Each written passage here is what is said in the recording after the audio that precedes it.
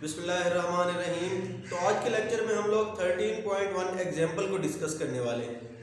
तो एग्जाम्पल की स्टेटमेंट को अगर देखें तो इसमें कहता है कि हमारे पास 1 × 10⁻⁷ इलेक्ट्रॉन्स पास करते हैं किसी भी कंडक्टर से इतने सेकंड में। कि लेट्स सपोज हमारे पास कोई भी कंडक्टर है, उसमें से 0.1 सेकंड माइक्रो सेकंड के अंदर इतने इलेक्ट्रॉन्स पास कर जाते हैं।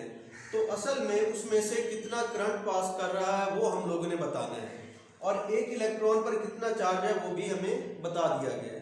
तो अगर हम लोग बात करें इसके सोल्यूशन की,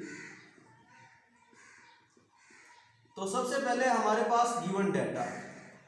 तो गिवन डाटा में हमें उसने बता रखा है कि जो टोटल नंबर ऑफ इलेक्ट्रॉन्स हैं, टोटल नंबर ऑफ इलेक्ट्रॉन्स, इसको हम n से रिप्रेजेंट कर रहे हैं, मतलब वो कितने नंबर्स हैं। तो हमारे पास है 1 × 10⁻⁷ इलेक्ट्रॉन्स। इतने इलेक्ट्रॉन पास करते हैं और एक इलेक्ट्रॉन पर चार्ज, तो चार्ज ऑन 1 इलेक्ट्रॉन। अब ये चार्ज है तो हम इसे Q से रिप्रेजेंट कर लेते हैं। QE एक इलेक्ट्रॉन पर जो चार्ज है वो हमारे पास 1.6 × 10⁻⁻19 कूलम। अब ये है टोटल इलेक्ट्रॉन्स जो गुजर रहे हैं, और उनमें से एक पर चार्ज कितना है। अगर हमने इन सब पर चार्ज फाइंड आउट करना हुआ तो इसको इससे मल्टीप्लाई कर देंगे कि लेट्स सपोज एक पर चार्ज इतना है, इन पर चार्ज कितना होगा तो उससे मल्टीप्लाई कर देंगे।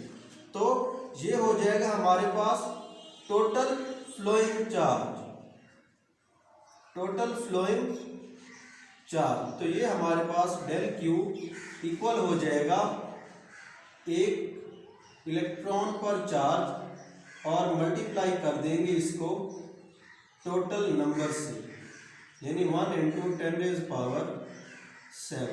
जब इसको मल्टीप्लाई करेंगे तो ये हमारे पास टोटल चार्ज आ जाएगा जो उसमें से फ्लो कर रहा है।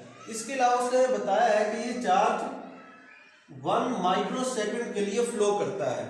तो जो हमारे पास टाइम गिवन है वो टाइम हमारे पास है 1 माइक्रो। माइक्रो कहते हैं 10⁻⁻6 को, 1 × 10⁻⁻6 सेकंड। अब हमारे पास चार्जेस हैं और टाइम है जिसमें वो फ्लो कर रहे हैं। तो हमने बताना क्या है, हमने बताना है करंट कितना होगा।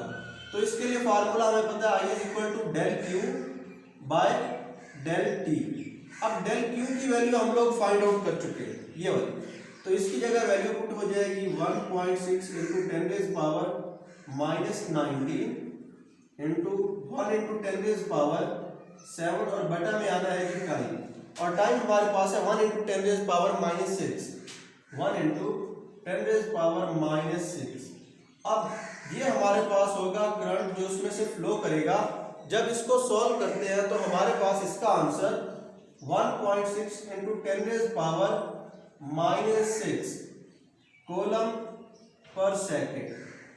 तो ये बन जाएगा 1.6 × 10⁻⁻6 कूलम पर सेकेंड। हमारे पास एम्पेयर को रिप्रेजेंट करता है जो कि करंट का यूनिट है। तो इसको हम लोग माइक्रो में भी लिख सकते हैं, ये हमारे पास बन जाएगा 1.6 माइक्रो एम्पेयर। तो ये करंट इसमें से फ्लो कर रहा है।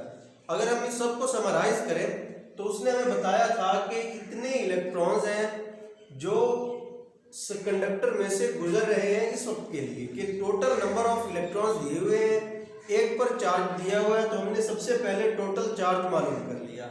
इसके अलावा हमें वो टाइम बताया हुआ है जिसमें वो फ्लो करते हैं। तो सिंपली करंट का फार्मूला लगाया, उसमें वैल्यूज को पुट किया, और जस्ट हमारे पास आंसर आ गया। बहुत शुक्रिया। अगर किसी को कोई इशू हो तो आप लोग हमसे कमेंट सेक्शन में पूछ सकते हैं।